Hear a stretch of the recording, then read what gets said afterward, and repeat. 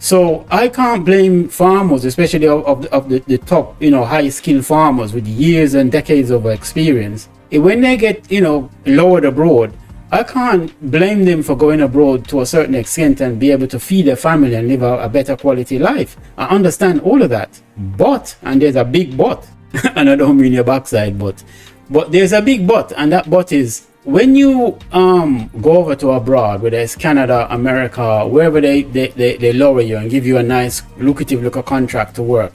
Remember, it's a contract, No, you go over there on contract. Contracts end at some point. What do you think is going to happen? And this question is directed to all those highly skilled farmers in Jamaica who were, farming agriculturally in terms of marijuana, and now you're abroad working for these corporate companies and entities.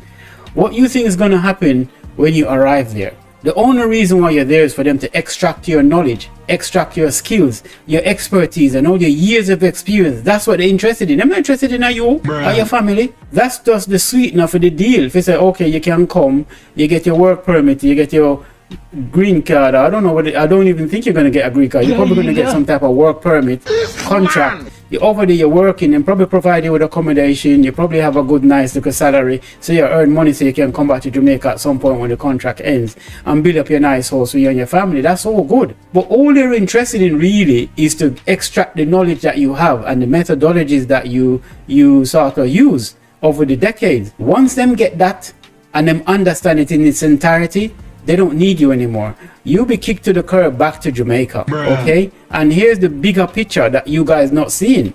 When them kick you back to Jamaica and if you decide to continue in the marijuana space, you won't be able to compete with them anyway. You know why? Because they've lowered you abroad, paid you lots of money.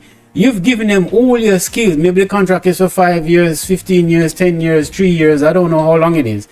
But they're going to get you and make you stay with them for as long as you have to. Them take you for a 2 year, and them things that them not extracting enough for it, they might extend the contract for another 2 year.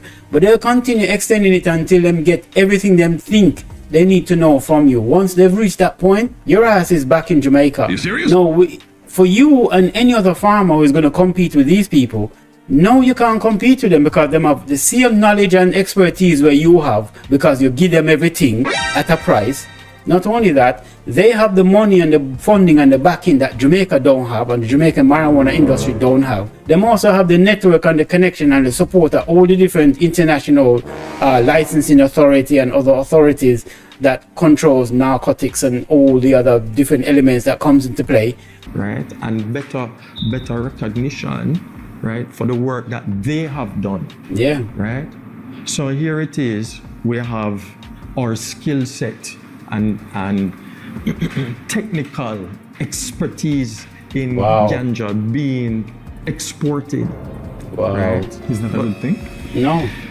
It's a good thing in one aspect, but in another aspect, you find that we're losing our best farmers. Wow. Right? That's crazy. No, I made him finish up. You heard it.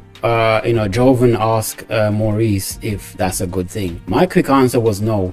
And the reason why I said no, even though I understand there's a yes, even though it's a yes and no, it's because for the farmer, it's a good thing. They're able to feed their family, they get opportunity to travel. Maybe a lot of them has never traveled outside the island of Jamaica in their life, and that was their first time. Also, you have to remember that, a lot of them probably living in, I wouldn't say poverty, but they live in hand to mouth, and they dedicated their time and their effort and their skills to their craft, the craft of growing marijuana and getting it to the high premium grade that it is. So when a foreigner come along and offer them money and, a foreign countries for them to travel and live whilst they're under contract, of course they're going to jump at it because they're trying to make some money so they can feed their family. They're trying to make some money so they can build their house and do their thing. After all, you want to make money out of whatever it is you put your passion into as well, isn't it? Bills have to pay and so on, and I understand that. But at the same time, in the long term, I wouldn't even say long term, the medium term, that's bad for Jamaica marijuana market. It's really bad because what they're doing is, inadvertently, they're helping these foreigners to destroy the marijuana market in Jamaica. Because as I said to you, once you don't divulge all your skills to them, because once they take you under contract, you're going to work. They're going to have people shadowing you. You can't lock up in a room and say, oh, don't look what I'm doing and don't watch what I'm doing, and only when we have the finished product you can see. No, they're going to have to be there every step of the way. They might take notes, they might record.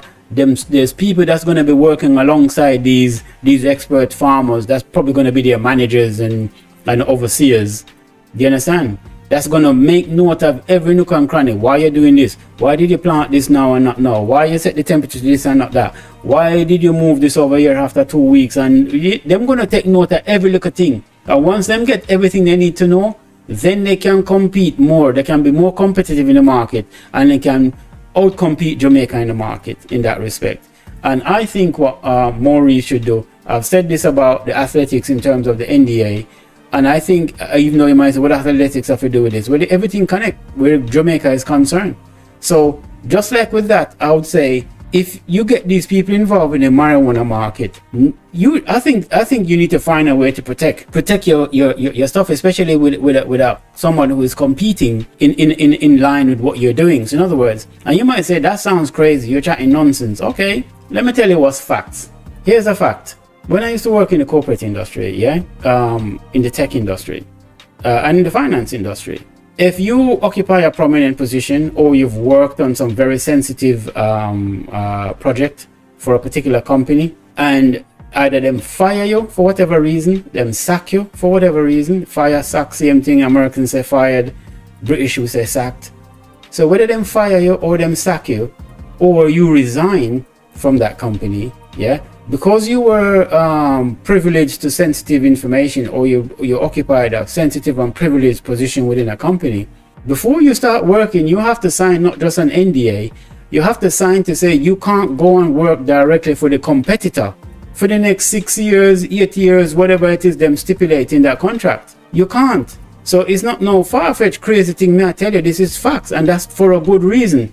So if you have two big tech giants and you work on the algorithm for this tech giant, and you know, and you're privy to the source code and how the whole thing works, and then you're going to work for the other tech giant who is the direct competitor in that market to them, they're going to say, well, you can't work for that tech company in the same capacity like what you're doing here, because they're fearing that you're going to take the skills and everything you learn and you're going to go over there and divulge it to them, and the NDA covers all of that. So before them even go that way, because it's going to be difficult for them to prove that you're taking the skills and taking it to another company, then we just put in the clause, say, listen, for the first 6 or 8 years or whatever, 5 years, you can't work for certain companies within the tech industry on that capacity. You just can't. They're not taking a chance.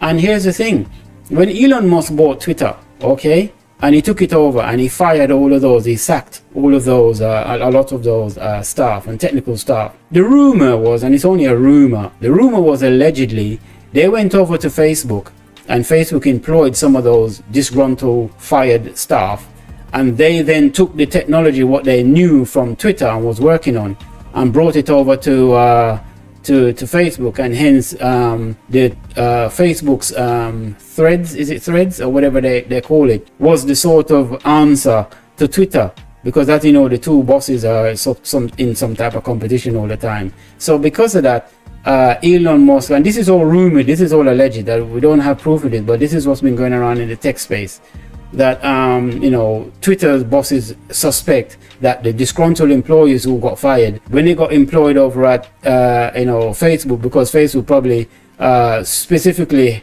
search them out and employ them, and they bring them technology and them skills over there, and next thing you know, boom, there's threads, and that's directly competing now with Twitter, where before that, for the decades that whatever long that Facebook has been on, that's been on social media, they never had anything equivalent to Twitter. They never had the threads. So this is what I'm saying. These things is a reality. So is what I'm saying is not far-fetched. So when you come to the marijuana market or the ganja market or whatever you want to call it, I think people like Maurice with the BSJ and their standards and whatever, you need to set something in place that says, listen, what do you call them? The GGPAJ, which will be directly, these are the people that you target directly. The members of the GGPAJ, which is the Ganja Growers and Producers Association of Jamaica, which I'm assuming, I don't know much about this, but I'm assuming, logically I'm thinking now, this is where all these highly skilled farmers with decades of experience are going to come into play, because they're going to be a part of that sort of association, and you're going to say to them, listen, when you join this association, when you join the GGPAJ, sign here NDA, and no foreign country can just employ and give you a contract and you run go over there, go divulge all of the skill and methodology and research and decades of what we've been building, and you're just going to take it and hand it to somebody somewhere else at a price. That's selfish, and you're destroying your own market. But we have a situation where many people have been going about destroying their own market simply because them just see the money first, and I understand it.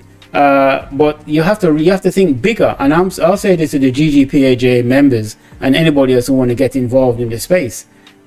Think, if you're going to get involved in the Jamaica marijuana market, the government is not even helping. First thing, bar any international organization from coming in and setting up shop in Jamaica in terms of growing weed. That's a no-no. You can't have them come in and exploit your system and then I'm gonna take all of the benefits and I give you the reward. But this is Jamaica as a whole.